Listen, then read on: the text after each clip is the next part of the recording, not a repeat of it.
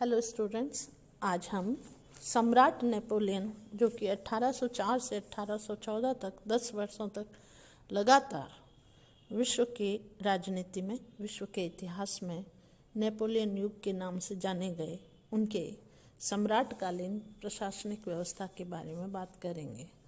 Napoleon पूरे 10 वर्षों तक सम्राट बना रहा। इन 10 वर्षों में उसे निरंतर युद्ध लड़ने पड़े, जिनमें से अधिकांश युद्धों में उससे विस्मयजनक सफलताएं मिली। यद्यपि अंतिम युद्ध की पराजय ने उसकी सभी सफलताओं पर पानी फेर दिया, फिर भी इन 10 वर्षों की अवधि में संपूर्ण यूरोप का घटना चक्र उसके इशारे पर घूमता रहा और वह यूरोपीय राजनीति का केंद्र बिंदु बना रहा। इसलिए इन 10 वर्षों को इतिहास में नेपोलियन का युग के नाम से संबोधित किया गया है। उसकी गिनती विश्व के 3 महान विजेताओं सिकंदर, सीजर और शार्लमैन के साथ की जाने लगी। हम नेपोलियन द्वारा यूरोप की प्रभुता के प्रयास के बारे में आज इस वीडियो में बात करेंगे।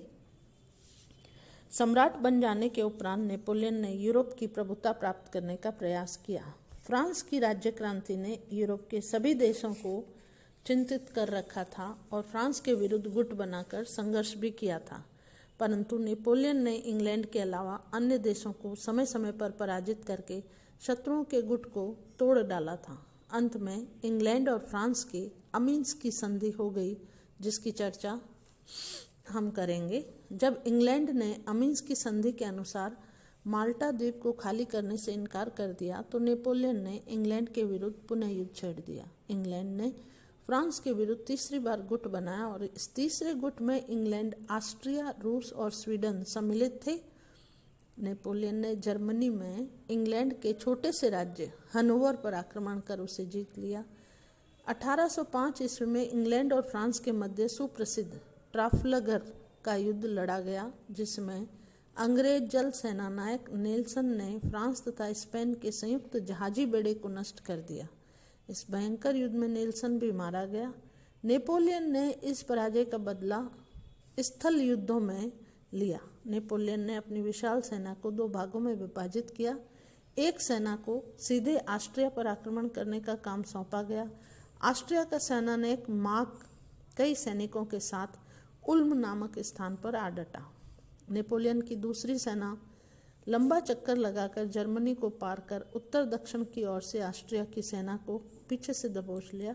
उल्म के इस युद्ध में बिना अधिक रक्तपात किए ऑस्ट्रिया के कई सैनिक और कई जनरल बंदी बना लिए गए और 120 तोपों पर अधिकार कर लिया गया। इस सफलता से फ्रांसीसी सेना के लिए राजधानी वियना का मार्ग खोल दिया गया। 3 सप्ताह के बाद एक विजेता के रूप में नेपोलियन ने वियना में प्रवेश किया। ऑस्ट्रियन सम्राट पहले ही राजधानी छोड़कर उत्तर की ओर भाग गया था ताकि रूसी सेना से संपर्क कायम किया जा सके। 2 दिसंबर 1805 को फिर से युद्ध लड़ा गया, जिसमें नेपोलियन ने ऑस्ट्रिया और रूस की संयुक्त सेनाओं को परास्त किया। विवश होकर ऑस्ट्रिया को पुनः फ्रांस से प्रेसबुर्ग की संधि करनी पड़ी। इस संधि से ऑस्ट्रिया को बहुत बड़ा अपमान सहन करना पड़ा। उसे फ्रांस को वेनेशिया और डल्मेशिया तथा बवेरिया को टायरोल और बेडेन को बर्टेम्बर्गर्स के कुछ क्षेत्र सौंपने पड़े। इसके दूरगामी परिणाम निकले। अब नेपोलियन राजाओं का निर्माता बन गया। 1806 में उसने राजाओं की सृष्टि की। बवेरिया और बर्टेम्बर्गर्स के जो अब तक ठिकाने मात्र थे, उनके जागीरदारों को राजा का पद दिया गया। नेपल्स के रिक्त सिंहासन पर उसने अपने भाई जोसेफ को बिठाया। बटवारिया हॉलैंड के गणतंत्र को राजतंत्र में बदल दिया गया और नेपोलियन ने अपने दूसरे भाई लुई को यहाँ राजा बनाया। इसके बाद उसने जर्मनी का रूपांतरण किया। उसने अनेक छोटे छोटे जर्मन राज्यों को समाप्त कर दिया और राइन राज्य संघ का निर्माण किया। मैं आपको इस पॉइंट पे बताना चाहूँगी कि ये राइन राज्य संघ जो है वो हम इटली और जर्मनी के एकीकरण में पुनः इसकी चर्चा की जाएगी।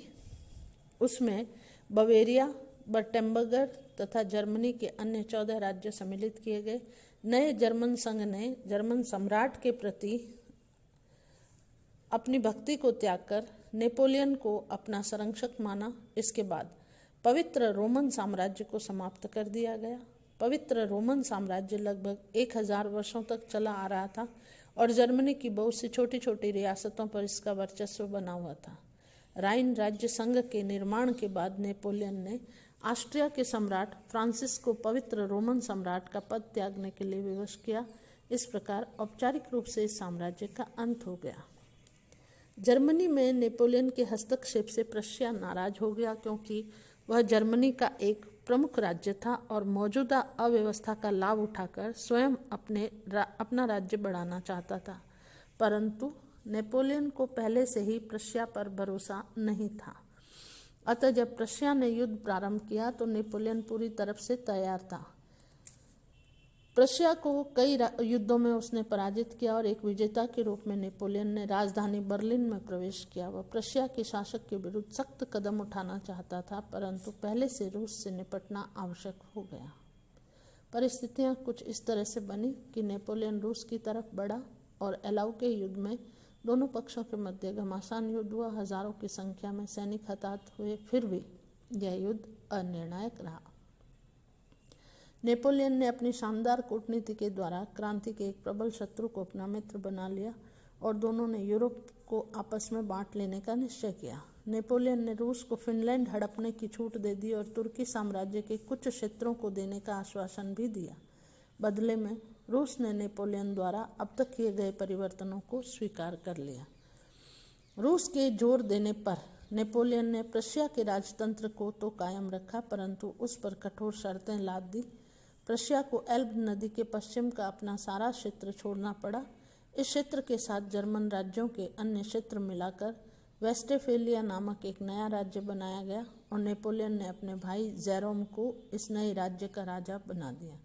प्रशिया के पूर्वी भाग का कुछ क्षेत्र भी छीन लिया गया और इसे सैक्सनी राज्य को दे दिया गया। इस प्रकार 2 वर्षों के भीतर ही नेपोलियन ने ऑस्ट्रिया, प्रशिया और रूस की शक्ति को चकनाचूर कर दिया।